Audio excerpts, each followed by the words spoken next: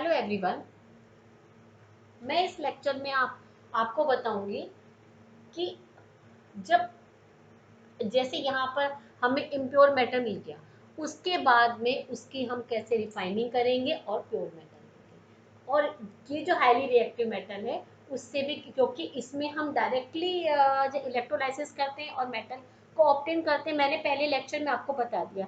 But जब तक आप पुराने लेक्चर मेरे नहीं देखेंगे तो ये आपको बिल्कुल क्लियर नहीं होगा। तो इसको देखने के लिए जैसे सीक्वेंस में वो आपको देखनी जरूरी है, मस्ट है। तो मैं आपको बताती हूँ अब यहाँ पर कि जो हाईली रिएक्टिव मेटल्स हैं उनको हम इलेक्ट्रोलाइसिस करके हम कैसे उससे प्योर मेटल्स निकालते हैं, क्योंकि यहाँ पर ये सारे स्टेप्स नहीं होते, वहाँ हम डायरेक्टली निकालते हैं। और यहाँ इम्प्योर मेटल मिला, फिर यदि हमें बिल्कुल प्योर मेटल चाहिए 99.9%, 100% चाहिए, तो हम उसमें भी इलेक्ट्रोलाइसिस करते हैं। दोनों के मेथड अलग अलग है इलेक्ट्रोलाइसिस, लेकिन थोड़ा सा उसमें चेंज है, वो मैं आपको बताती हूँ। यदि हम यहाँ पर डायरेक्टली निकालेंगे तो सबका मेथड एक ही, बट हम डायरेक्टली नहीं निकालते हैं क्योंकि ये वाला मेथड काफ़ी कॉस्टली होता है। यहाँ हम पहले इसको रिडक्शन और ये ऑक्सीडाइड या ऑक्साइड और रिडक्शन करने के बाद इम्प्योर मेटल हमें मिल जाता है, फिर उसके बाद में उससे हम निकालते हैं, जिससे कि हमें एक तो ईजी और प्लस हमें उतना कॉस्टली ना पड़े। बट यहाँ पे कोई और हमें मेथड हम नहीं, इसलिए हम यहाँ पे इलेक्ट्रोलाइसिस करते हैं, क्योंकि इनका हाईली रिएक्टिव मेटल का रिडक्शन करना मुश्किल होता है दूसरे मेटल, क्योंकि अब जो है ज़्यादा रिएक्टिव है बाकी मेटल से, तो इनका रिडक्शन करना जो है ईजी नहीं होता है।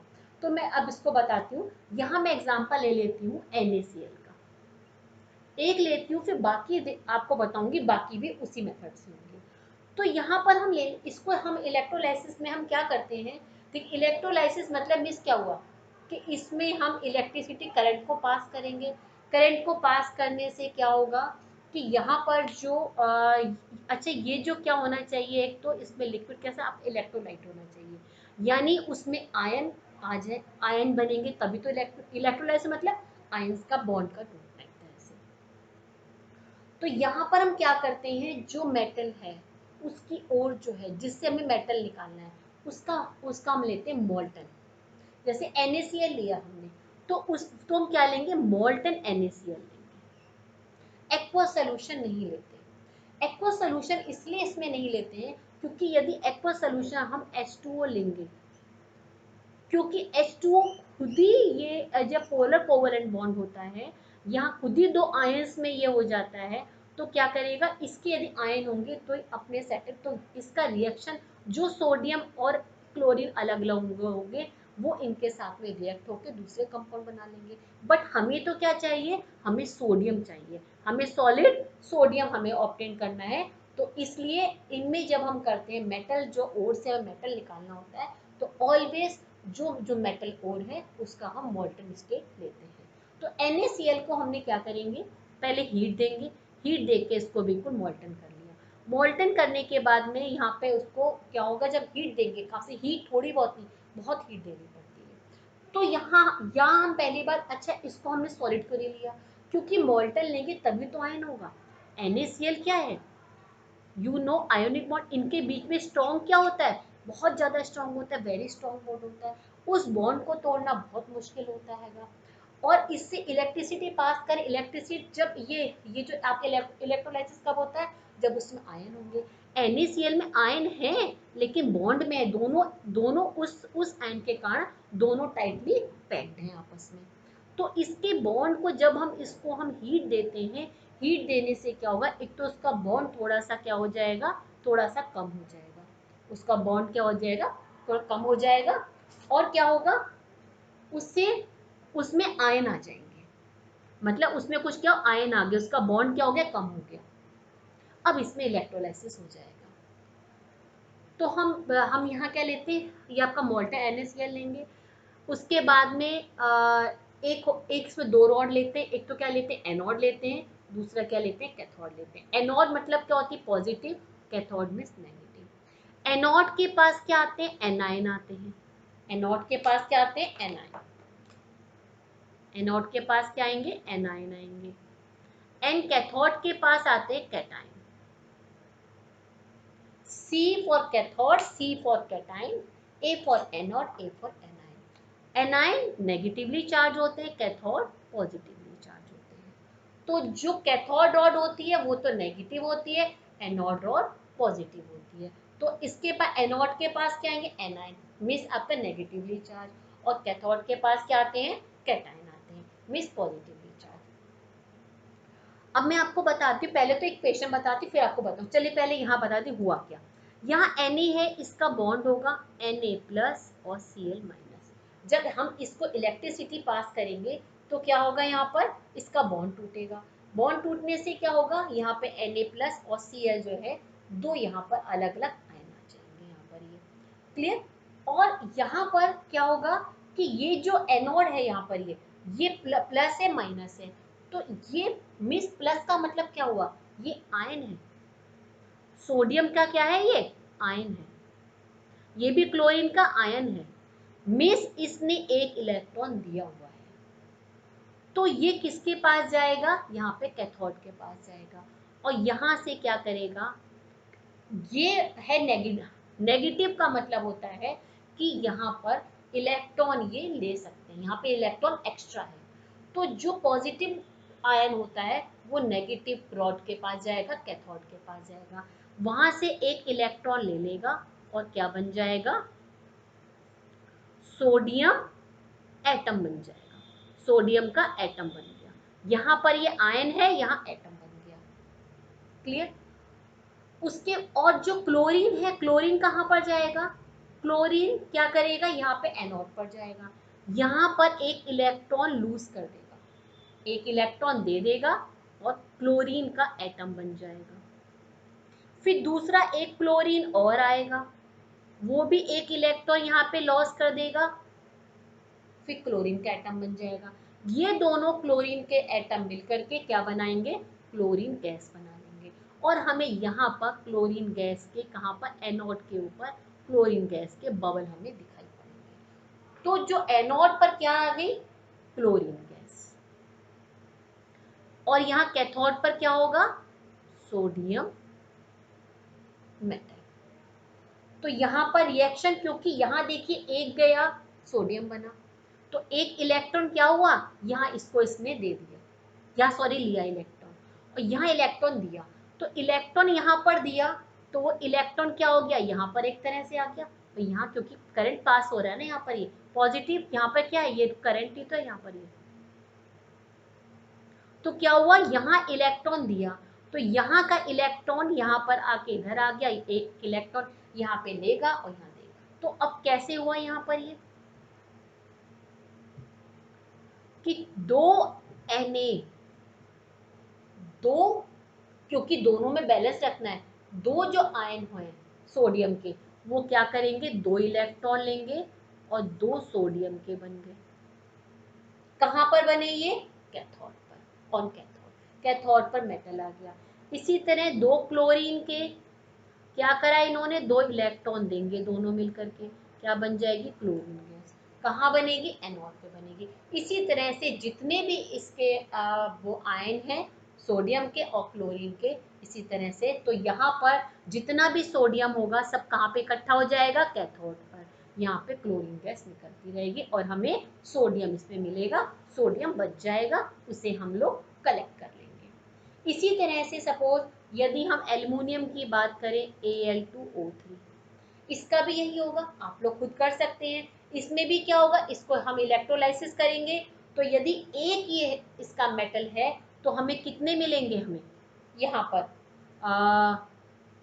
4 तो एल्यूमिनियम के मिलेंगे, और कितने मिलेंगे, 3 इसके ऑक्सीजन के मॉलिक्यूल निकलेंगे, एक और के एक इसके कंपाउंड से।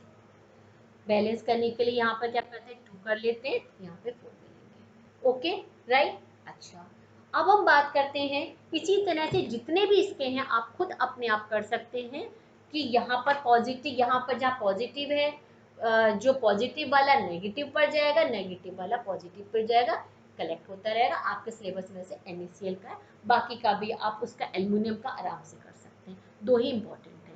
अब हम बात करते हैं इसमें क्या होता है, इस वाले में ये जो मॉडरेट वाले और लेस वाले, यहाँ पर क्या होता है, मैं आपको बताती हूँ इसमें एग्जांपल कॉपर का बताती हूँ आपको, ठीक है। तो यहाँ मैंने बनाई हुई है फिगर, यहाँ हम क्या ले, थोड़ा दोबारा फिर बना देती हूँ, यहाँ पर चलिए मैं रफ बना देती हूँ यहाँ पर मैं आपके लिए।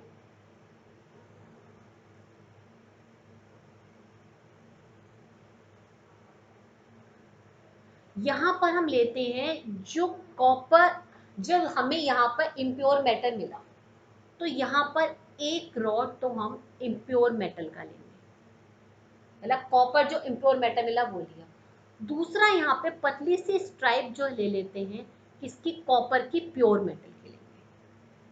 तो जो इम्प्योर मेटल है वो तो एनोड की तरह होगा, और जो प्योर मेटल है उसको हम कैसे यूज करेंगे, कैथोड की तरह यूज करेंगे। और उसके बाद में यहाँ पर वही है, कनेक्ट कर देंगे, यहाँ पर हम सर्किट कंप्लीट हो जाएगा, और यहाँ पर हम कर लेंगे। ये हो गया पॉजिटिव, ये हो गया नेगेटिव। इसको हमने किस तरह यूज करा, as a anode, impure copper as a anode, pure copper as a cathode. मतलब जो जिस मेटल का इम्प्योर मेटल है उसी मेटल की प्योर हम यहाँ पर एक पतली सी स्ट्रैप या तार टाइप का हो वो हम प्योर की ले लेते हैं, ठीक है। वो देखते हैं, वो तो बहुत वो है कितनी मोटी पतली लेने, पूरा मेजरमेंट होता है, बट पतली सी इसकी ले लेंगे, फिर इतना समझ लीजिए, उसी की स्ट्रिप ले ली। और इसके अंदर जो सॉल्यूशन होगा, कॉपर है तो कॉपर का ही सॉल्यूशन होना चाहिए, कॉपर सल्फेट का सॉल्यूशन।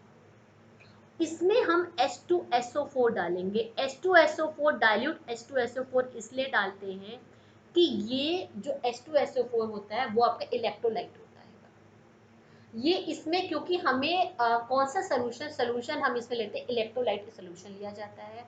तो जब हम डायरेक्ट H2SO4 डालेंगे तो ये हाईली इलेक्ट्रोलाइट होता है, तो ये प्रोसेस हमारा इजीली हो जाएगा।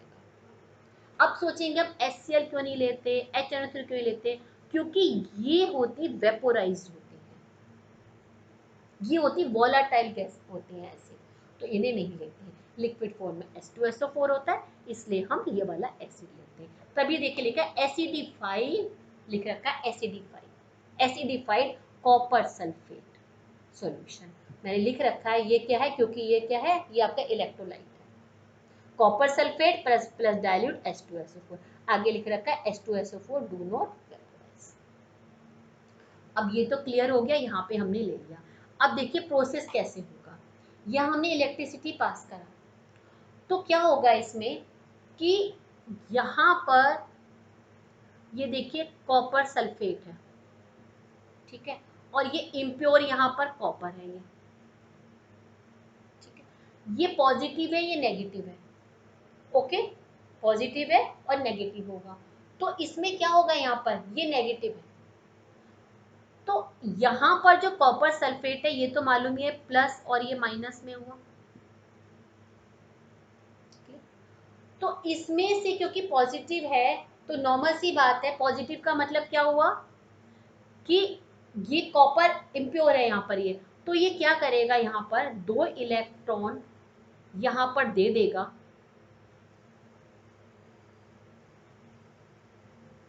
और यहाँ पे सॉल्यूशन में आया, ये इसका क्या बन गया, इसका आयन बन गया, कॉपर क्या क्या बन गया, आयन बन गया।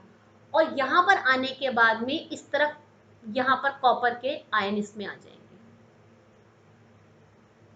और यहाँ आने के बाद में फिर ये इससे अट्रैक्ट होगा, और इसमें से यहाँ पर क्या करेगा, यहाँ से 2 कॉपर के ले लेगा, 2 कॉपर के यहाँ पर क्या करा, कॉपर के इसने आयन यहाँ पर 2 इलेक्ट्रॉन दे दिए, यहाँ 2 इलेक्ट्रॉन हो गए यहाँ पर ये, और यहाँ से इलेक्ट्रॉन, क्योंकि ये सर्किट कंप्लीट है, यहाँ से 2 इलेक्ट्रॉन क्या होंगे, वो यहाँ पर आ गए।